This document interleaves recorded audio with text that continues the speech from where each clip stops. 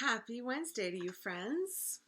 We are continuing Rosie Revere and the Raucous Riveters. You'll notice that it is cold in my house. How can you tell? Doesn't it kind of look like winter?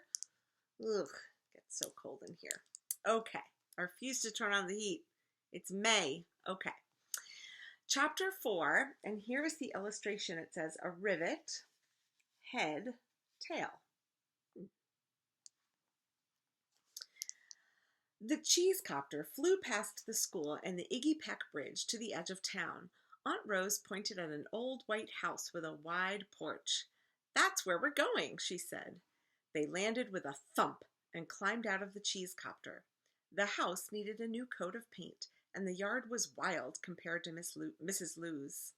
"We're here," said Aunt Rose. "Where is here?" asked Rosie.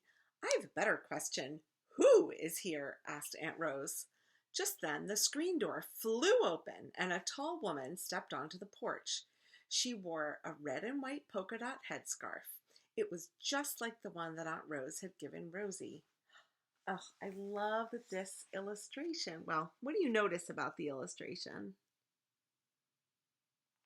Give you a minute to think about that on your own, but I just wanted to say I love when it's an all black and white illustration and then just a bit of color is added. And did you know that when people pay for a little bit of color on a page, it actually costs more money? The publisher has to pay more money for the printing. So much to say about publishing. We can talk about that another time. Just then, the screen door flew open. We already read that part. "About time you got here," said the woman. "Boss is getting antsy." "What else is new?" asked Aunt Rose. They went into the house. The living room was faded but cozy. A set of old photos rested on a pump organ in one corner. They were black and white pictures of women working on enormous airplanes. A familiar face caught Rosie's eye. It was Aunt Rose, and she was young. "Those are the Blue River Riveters," said Aunt Rose. "The smartest, sassiest, toughest bunch of airplane builders you ever saw." "And the best dancers," said the tall woman.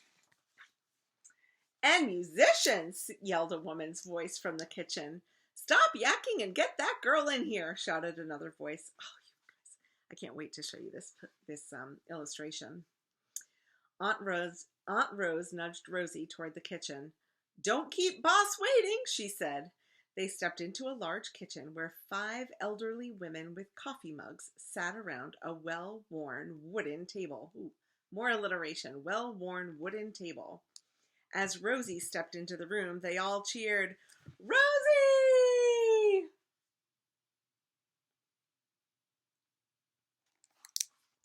Suddenly, Rosie felt embarrassed and overwhelmed. Her cheeks got hot and she ducked behind Aunt Rose. Rosie didn't like being the center of attention. "It's okay, kiddo," said Aunt Rose. "They don't bite, except for Letty, but she's just trying out her new false teeth." Aunt Rose slapped her knee and laughed out loud. "Oh, that's a good one."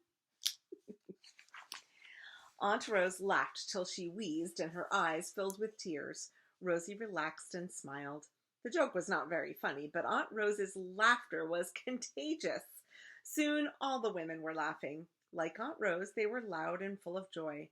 They were raucous, and Rosie Revere decided that she liked them very much.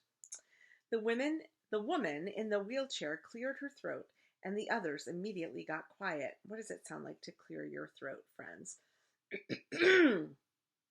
Every eye turned toward Rosie, and a twisty feeling creeped into her stomach. "Well?" asked the woman. "What are you going to do?" Rosie looked around nervously. "About what?" she said. "What are you going to do about the emergency?" asked the woman. "After all, that's why you're here." That's the end of that chapter. Here's the picture of, I think, the photograph she found of Aunt Rose when she was young. "What are you going to do about the emergency?" asked the woman. "After all, that's why you're here." I wonder if we have any guesses about that. I sure don't. I've not read this book before. Chapter 5 is called, well, it's not called anything, but here's the illustration at the beginning of it. It says, "Things to do today." go to archaeology and then it's crossed out. The sound spelling is crossed out and the dictionary spelling is written next to it. Archaeology shop with Ada and Iggy. And there's the spelling correction. Chapter 5. Give her a minute, said the tall woman, winking at Rosie. She doesn't even know who we are. She shook Rosie's hand. I'm Letty McAllister, she said, and these are my sisters, Hetty and Betty. We are musicians. Two women in red waved at Rosie. The woman sitting next to Betty smiled. Rosie and I are old friends, she said.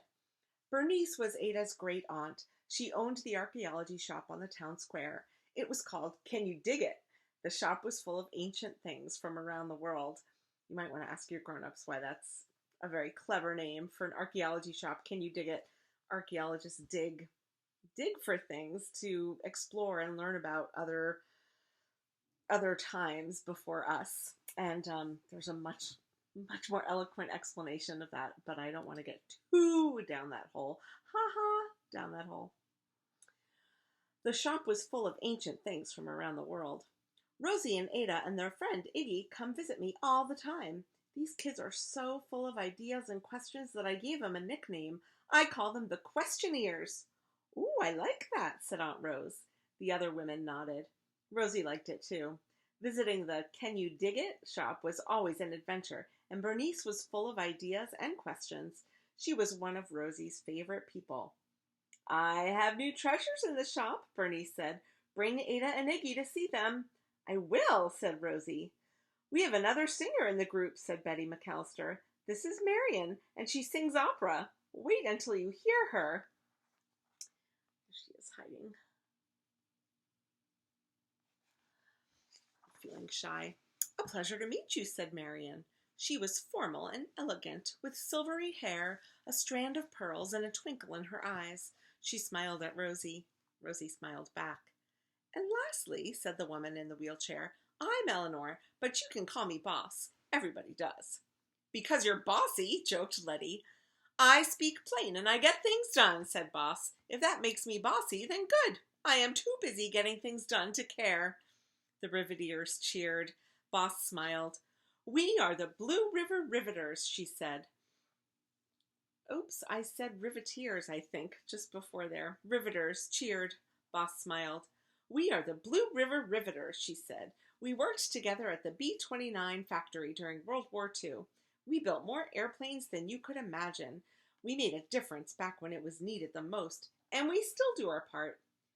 You're the women in the photo, said Rosie. But where are the others? It was a long time ago, dear, said Marion. We've lost many friends. Her voice grew quiet. So many, said Letty. The Riveters raised their coffee mugs with one hand and slapped the table with the other. To friends, they cheered. Chapter 6. And here it says, Blue River Creek. Art a Go-Go. Oh, and it's got a question mark and some paint supplies down here. Art a Go-Go. After a moment, Boss slapped the table again. The McAllister... So I'm going to kind of do what that would sound like. The McAllister sisters let us use their house as our own home, she said. It's your home, too, said Betty. We've all known one another so long. We're family. Rosie liked that. She lived with all her aunts and uncles and knew that families came in all shapes and sizes. We always help one another in an emergency, said Letty. And sometimes we get together and just dance, said Aunt Rose. Yeah, we do, said Hetty. She tapped out a beat on her coffee mug. Letty and Betty broke into a zippy song about doing the boogie woogie and jumping the jive. The Riveters swayed and clapped along.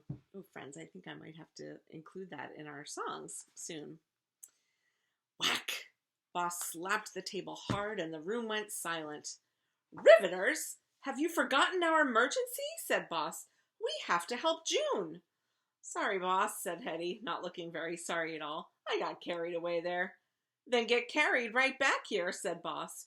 You can start by telling Rosie what's going on. Hetty and the Riveters told Rosie about June, the artist of the bunch. During the war, June painted the pictures on the noses of the airplanes. Each year since, June painted in the art contest at the Blue River Creek Festival. It was the most important event of the year for her. A few months ago, June wrecked her motor scooter and broke both her wrists. Her wrists were very weak, so she still wore casts. How can she paint with casts? Asked Rosie. Boss stared hard at Rosie. That, she said, is up to you. Aunt Rose handed Rosie a flyer, and here's what it looks like. It says Saturday, 9:30 a.m. Meet at Town Library to receive the theme of the contest. 2 o'clock p.m. Judging begins. Artists must paint by themselves. Support teams can set up, clean up, and cheer. No electricity can be used. June is having a hard time, said Aunt Rose, so we are going to surprise her. It's top secret. We will take turns keeping June busy. Then we'll sneak her to the contest without her suspecting anything at all. We'll all do our part, said Boss. Boss's smile faded, and she looked squarely at Rosie. What about you, Rosie? She asked. Will you do your part? Okay, friends, the next chapter is 7, and that will be in a separate video.